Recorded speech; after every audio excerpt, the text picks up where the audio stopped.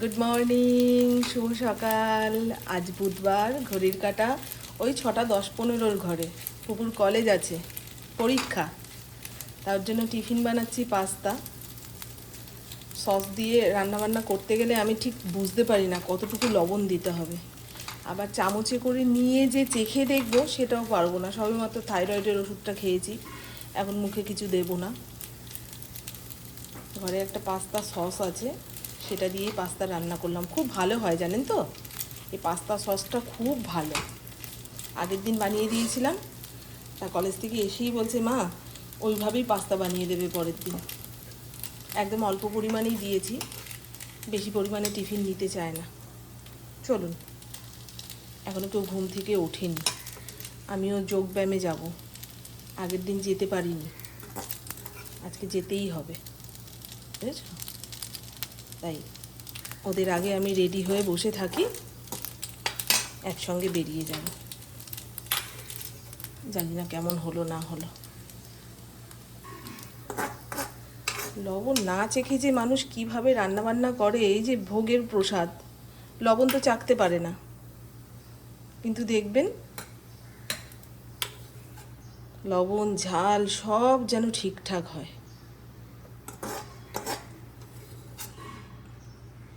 হয়েছে, একটু তেল বেশি দিতে হলো, নাহলে আমি আরও অল্প তেলে পুকুর টিফিন রান্না করি। গরমের দিন তো একটু তেলটা না দিলে কোন বেলায় খাবে না খাবে যদি নষ্ট হয়ে যায়, সেই জন্য। পচা গরম গো, পচা গরম, এই কয়দিন টানা পচা গরম। টিফিনের ভাবটা বেরিয়ে যাক, তারপরে ঢাকনা আটকাবো। ফরিং একবার আসলো নিচের ঘরে, সব তদন্ত করে আবার ওপরের ঘরে গিয়ে শুয়েছে। সকালের পরিবেশটা একবার দেখিয়ে দিই। সকালবেলা ঘুম থেকে উঠলে বিভিন্ন রকম পাখির আওয়াজ কানে যায়, যে কি ভালো লাগে। এরপরে তো ট্যাঁ টু প্যাঁ পু গাড়ির আওয়াজ। আরও অনেক সকালে যারা ওঠে তারা সকালটা ভালো করে উপভোগ করতে পারে, তাই না? পুকুর পরীক্ষার আগের দিনগুলোতে আমার রাতে কিছুতেই ঘুম আসে না টানা। কতবার উঠে ফোন চেক করি যে অ্যালার্মটা ঠিক টাইমে পড়বে তো, আমি ঠিক টাইমে ঘুম থেকে উঠতে পারবো তো। সবাইকে ডেকে তোলার দায়িত্ব আমার কাঁধে, সেখানে আমি যদি ঘুমিয়ে পড়ি, পুকু যদি পরীক্ষা দিতে যেতে না পারে, এই এত কিছু মানুষ ভাবলে নিশ্চিন্তে ঘুমাবে কি করে? দেখুন এখন চোখ ঠোক জ্বালা করছে, আর আমার ঘুম ভালোভাবে না হলে গা হাত পা চাবাতে থাকে, মনে হয় এক্ষুনি তেড়ে ফুড়ে জ্বর আসবে। গা হাত পা চাবাচ্ছে কিন্তু আমার, আর কিছু করার নেই। এমনি কলেজ হলে অতটা চিন্তা করি না, কিন্তু পরীক্ষা বলে কথা, বাবা জানলাটা খুলি বলুন। তো সকালে না জানলা কপাট খুললে এই সামনের জঙ্গল থেকে হুড়মুড়িয়ে মশাগুলো ঘরে ঢোকে। আর সকালের মশা মানেই অর্ধেক ডেঙ্গুর মশা, বুঝেছো? তবুও জানলাটা না খুললে যেন ঘরটা গুমোট হয়ে রয়েছে। প্যানিক মাস্টার, মুখটা দেখাও। Good morning. Good morning. ঘুমটা তো ভালোই হয়েছে, চোখ মুখ ফুলে উঠেছে, সুন্দর লাগছে দেখতে। এই সামান ইন্দ্র কয়দিন পর থেকে জিমে যাবে না গো ইন্দ্র, তারপরে রাষ্ট্রপতির হাত থেকে পুরস্কার নেবে, পিস্তল শুটার।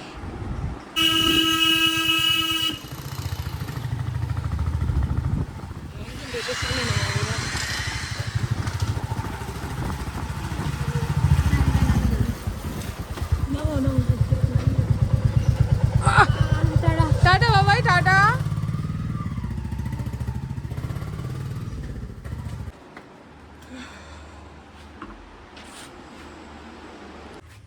হ্যাঁ সোনা,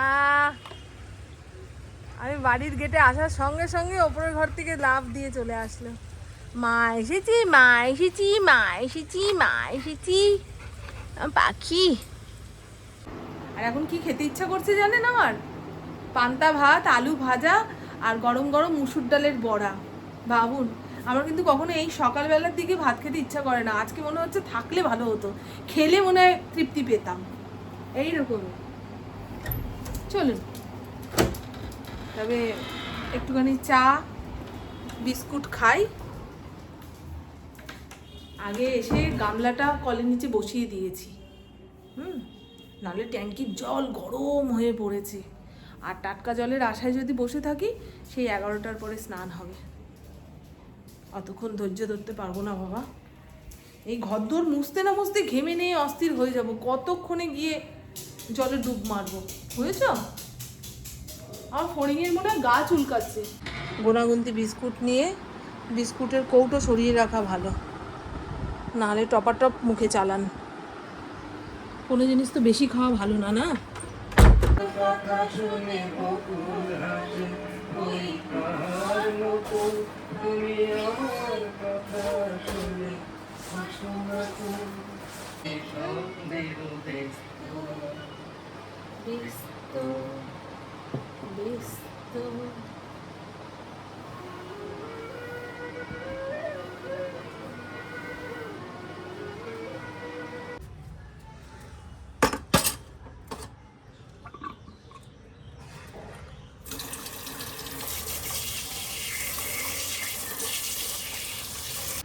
কিছুক্ষণ আরো না হয় রহিতে পাশে, আরো কিছু কথা না হয় বলিতে মোরে, রহিতে কাছে। ঘরের বিছানা বার টান টান করে ঘর দোর ঝাড় দিয়ে নিয়েছি। আর আমি স্নান করব বলে 1 গামলা জল ভরে রেখেছিলাম। ফড়িংকে স্নান করাতে গিয়ে দেখে কলের জল গরম, ওই গামলার জল ঢেলে স্নান করিয়ে দিল। এখন আমি কি দিয়ে স্নান করি বলুন তো? ঘর মোছার পরেই অস্থির অস্থির লাগবে। স্নান না করলে মনে হয় এক্ষুনি মরে যাব এরকম, জানো? চলুন ঘরটা মুছে নিই। শুয়াতে যে কখন বাসন মাজতে আসবে, বাসন শুকিয়ে কাঠ হয়ে যাচ্ছে। এই বলু, ওঠ, ঘরটা ফটাফট মুছে নিই। কটা বাজে? 10:15। 11টার সময় জল আসবে। টাইম কলের জলের সঙ্গে তো আর সময় মিলিয়ে তাল মিলিয়ে চলতে পারি না। যারা অনেক ভোর ভোর ওঠে তাদের জন্য ঠিক আছে, তারা টাইমের জল দিয়ে সব কিছু করে নিতে পারে। কিছু মনে করবেন না বন্ধু, আমি এখন পা দিয়েই সব এদিক ওদিক করছি। হাঁটু কোমর এত ব্যথা, চাবাচ্ছে। রাতের ঘুমটা ঠিকঠাক হয়নি তো, সেই জন্য মা লক্ষ্মীর কাছে ক্ষমা চেয়ে নিয়েছি। মা গো, সংসারের জিনিসপত্রে পা দিচ্ছি, জানি এটা ভুল, কিন্তু হাঁটু কোমর সাথ দিচ্ছে না, ক্ষমা করো। ভগবান ক্ষমা করে দেবে, ভগবান ক্ষমাশীল বলেই তো সেই ভগবান। কিন্তু মানুষের তো ক্ষমা করতে মন চায় না। আমি জানেন এখন ভগবানের কাছে এই প্রার্থনাই করি, ভগবান আমি যদি কারোর ওপরে কোনো ভুল করে থাকি, সে যেন আমাকে ক্ষমা করে দেয়, আর আমিও যেন সবাইকে ক্ষমা করতে পারি। এরকম মনের জোর দাও। ক্ষমা সবাই করতে পারে না গো, তার জন্য আলাদা মনের জোর লাগে। আমাকে তো কেউ কোনো দুঃখ দিয়েছে 10 বছর আগে, সেটাও মাঝে মধ্যে মনে পড়ে যায়। বলো, আজকে আমার ফড়িংটা রাতে নাক টেনে ঘুমাবে। 2 বালতি গায়ে জল ঢেলে দিয়েছে। দাঁড়াও শোনা একটু, এসে গেছে প্রভু পুজো দিয়ে নিচের ঘরে। তাকে এখন আম চিরা মুড়ি সব মেখে চুকে দিলে খেয়ে বেরিয়ে যাবে। সকালে খাওয়া নিয়ে কোনো ঝামেলা নেই। যতদিন বাজারে হিমসাগর আম থাকবে, হাত ভরে আম আনবে, ওই খেয়েই বেরিয়ে যাবে। এখন যদি ওকে ভাতও সাদি না, ও খাবে না। আম খেতে এত ভালোবাসে, এত ভালোবাসে। কাঁঠাল খায় না, কাঁঠাল আমাদের ঘরে কেউই খায় না। তবে আর বছরে আমার খুব ইচ্ছা হয়েছিল কাঁঠাল খেতে। অনেকদিন খাই না তো, জিনিসটার টেস্ট কেমন সেটাই ভুলে গেছি। তাই ইন্দ্রকে বলেছিলাম, বলে কি ওই রকম ভাঙা কাঁঠাল আমি আনতে পারবো না। মাছি বসে ওই সমস্ত দেখে আনা যায়, আনলে গোটা আনবো। আমি গোটা আনলে খাবে কে? আর আমি কাঁঠাল ভাঙতেও পারি না। বসো, বাইরে বসো, বাইরে, ঘরে কোনো কাজ নেই তোমার, বাইরে বসো। আমি পাপোশটা দেবো তারপরে।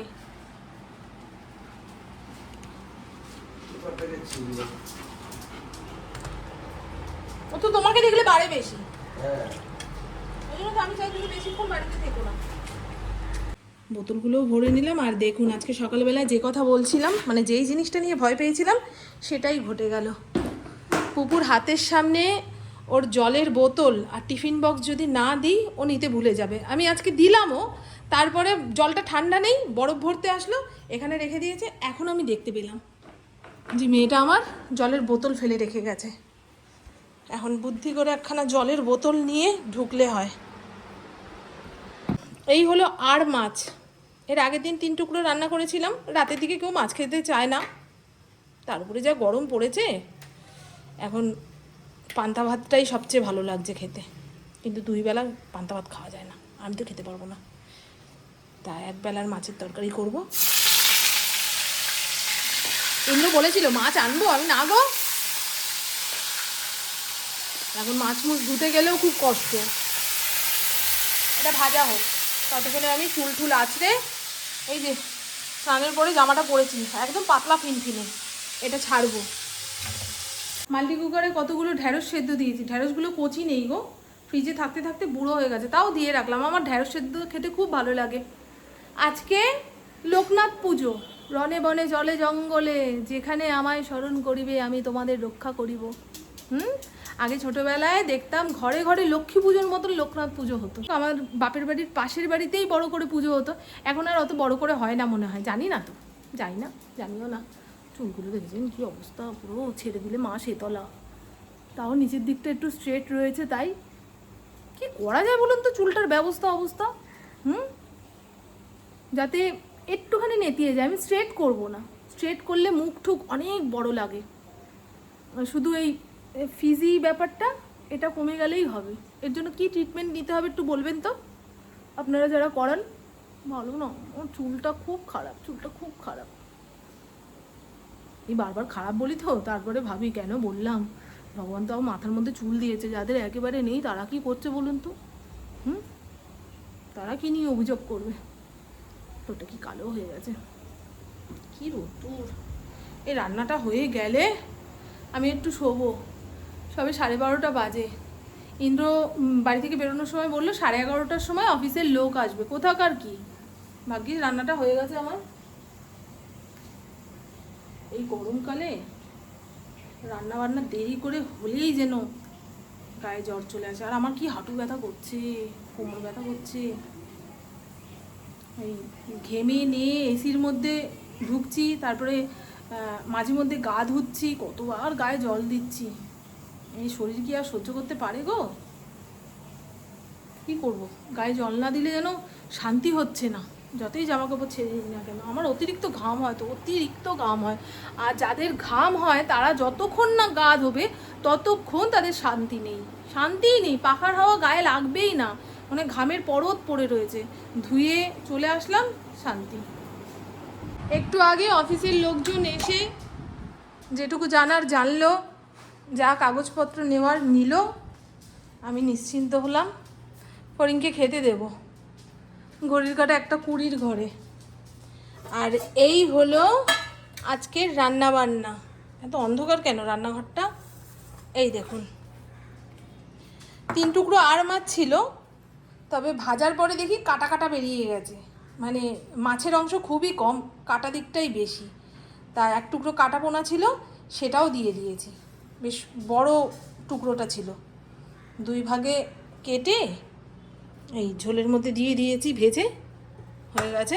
পপু ইন্দ্র ওই কাটা পোনা মাছ আর মাছের টুকরো দিয়ে খাবে, আর আমার 1 পিসেই হয়ে যাবে। কেমন হয়েছে বলুন কালারটা? পেঁয়াজ রসুন দিয়ে রান্না করেছি, ফ্রিজের মাছ তো, আর তাছাড়া আর মাছে একটু পেঁয়াজ রসুন না দিলে ভালো লাগে না। আর এই হলো কুমড়ো সেদ্ধ, ঢ্যাঁড়স সেদ্ধ, ঢ্যাঁড়সটা লবণ দিয়ে সেদ্ধ করেছি। আর দেখুন প্রত্যেকটা ঢ্যাঁড়স মাঝখান দিয়ে কেটে সেদ্ধ করলাম, নাহলে আমার গোটা সবজি সেদ্ধ করে খেতে খুব ভয় লাগে, ভেতরে যদি পশু পাখি থাকে। প্রত্যেকটা ঢ্যাঁড়স মাঝখান দিয়ে ফালা দিয়ে নিয়েছি। ইন্দ্র আসুক, বললে একটু পরেই আসছি। ও আসলে মেখে ঝুঁকে খেতে বসবো। আর এর মধ্যে আলু সেদ্ধটা রয়েছে, বের করলাম না। বের করলে একটা বাটির মধ্যে রাখতে হবে, তারপরে ঢাকা চাপা দিতে হবে, দুখানা বাসন বেরোবে, দরকার নেই তো। শ্রেয়াতাকে যত পারছি কম বাসন দেওয়ার চেষ্টা করছি। এই গরমে রোদে না সবারই কষ্ট গো। আর এই হলো ছোলার ডাল ভিজিয়ে রেখেছি, রাতে বড়া করব পান্তা ভাতের সঙ্গে। ওই আলু সেদ্ধ মাখা আর ছোলার ডালের বড়া ভাজা। মসুর ডাল রোজ রোজ খাচ্ছি তো, তাতে গায়ে পায়ে ব্যথা বাড়লো নাকি জানি না। অত অতিরিক্ত প্রোটিন জাতীয় খাবার খেলেই শুরু হয়ে যায় ব্যথা, বিষ বেদনা। আমার বাচ্চাটাকে খেতে দিতে হবে। ও মা, কি হয়েছে মা, এত লেজু নাড়ছ? দুপুরের দিকে বললি মেঘ ডাকছে, কোথায়? হ্যাঁ, বাইক চলছে। খালি ঠিক আছে, আসছি।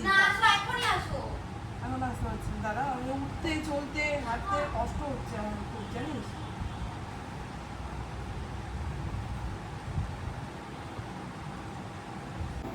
আমার পুকুর যে কলেজে সিট করেছিল সেই কলেজের বেঞ্চগুলো রড দিয়ে তৈরি। ওই একখানা রড পরে পায়ের ওপরটা ফুটো হয়ে গেছে, এরকম ফুলে গেছে। একটা টিটেনাস না নিলে আমার ভয় লাগছে জানো। ও তো ইঞ্জেকশনের ভয় পায়। তা ইন্দ্র গেছে রাইফেল ক্লাবে, ঘুরে আসুক, তারপরে ওষুধের দোকানে নিয়ে গিয়ে একটা টিটেনাস দিয়ে নিয়ে আসুক।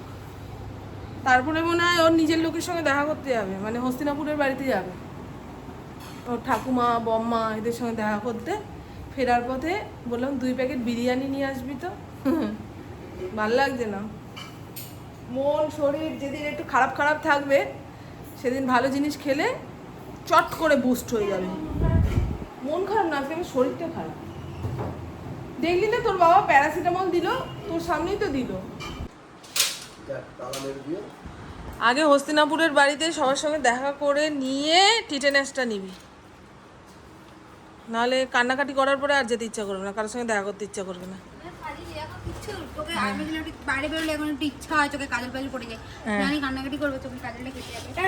টাটা বাবা, টাটা, তাড়াতাড়ি আসবি। আর আসার সময় কি আনতে হবে মনে আছে তো? না, আর বিরিয়ানি আনবি 2টো।